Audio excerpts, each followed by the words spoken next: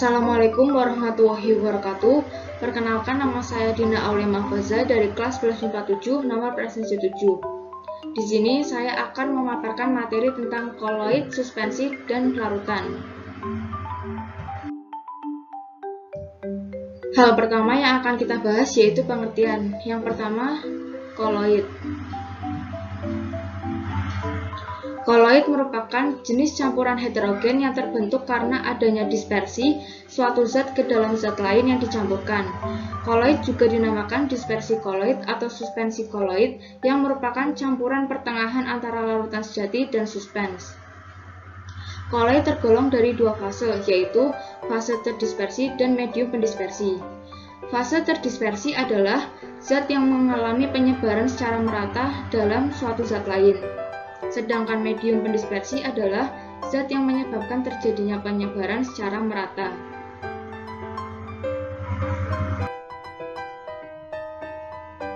Yang kedua yaitu suspensi. Suspensi adalah campuran heterogen yang terdiri dari partikel-partikel kecil padat atau cair yang terdispersi dalam zat cair atau gas. Pada suspensi, setidaknya satu komponen mempunyai ukuran partikel relatif lebih besar dan terdistribusi dalam partikel lainnya. Yang ketiga yaitu larutan. Larutan adalah campuran dari berbagai senyawa homogen yang terdapat dimensi berupa molekul kecil atau ion yang berdiri sendiri. Partikel tersebut tersebar merata dalam komponen lainnya sehingga tercipta satu fase homogen. Larutan terdiri dari satu fase homogen sehingga ketika disaring tidak terdapat residu. Hal yang akan kita bahas yang kedua yaitu perbedaan dari koloid, suspensi, dan larutan. Larutan memiliki satu fase sedangkan suspensi dan koloid memiliki dua fase. Larutan bersifat stabil, suspensi bersifat mudah menguap, dan koloid bersifat sukar mengendap. Larutan tidak dapat disaring, suspensi dapat disaring, dan koloid tidak dapat disaring kecuali dengan penyaring ultra. Larutan bersifat homogen, suspensi bersifat heterogen, dan koloid bersifat tampak homogen. Ukuran partikel larutan yaitu kurang dari 1 nanometer. Ukuran partikel suspensi lebih dari 100 nanometer, sedangkan ukuran partikel koloid yaitu antara 1 sampai 100 nanometer. Sistem dispersi larutan yaitu molekuler, sistem dispersi suspensi yaitu padatan kasar, dan sistem dispersi pada koloid yaitu padatan halus.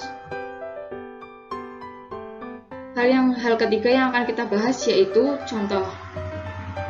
Contoh koloid yaitu mayonnaise, keju, jelly, cat kosmetik, sabun, santan, dan obat-obatan. Contoh suspensi adalah campuran kopi dengan air, campuran minyak dengan air, campuran air dengan pasir, dan air sungai yang keruh. Contoh larutan yaitu larutan gula, larutan garam, larutan cuka, spiritus, alkohol 70%, larutan asam klorida, larutan pembersih jendela, dan lain-lain. Hal yang keempat yang akan kita bahas yaitu jenis-jenis sistem koloid dan contohnya. Yang pertama, sol. Sol memiliki fase terdispersi berupa padatan dan medium pendispersi berupa cairan yang tidak mudah berubah sifatnya. Contohnya, sol emas, tinta, cat, dan pasta gigi. Yang kedua, sol padat. Sol padat memiliki fase terdispersi berupa padatan dan medium pendispersi berupa padatan. Contohnya, gelas berwarna dan intan hitam. Yang ketiga yaitu aerosol padat. Aerosol padat memiliki fase terdispersi berupa padatan dan medium pendispersi berupa gas. Contohnya, asap dan debu. Yang keempat yaitu aerosol. Aerosol memiliki fase terdispersi berupa cairan dan medium pendispersi berupa gas. Contohnya, parfum, awan, dan kabut. Yang kelima yaitu emulsi padat. Emulsi padat memiliki fase terdispersi berupa cairan dan medium pendispersi berupa padatan. Contohnya, agar-agar, jeli, margarin, keju, dan mutiara.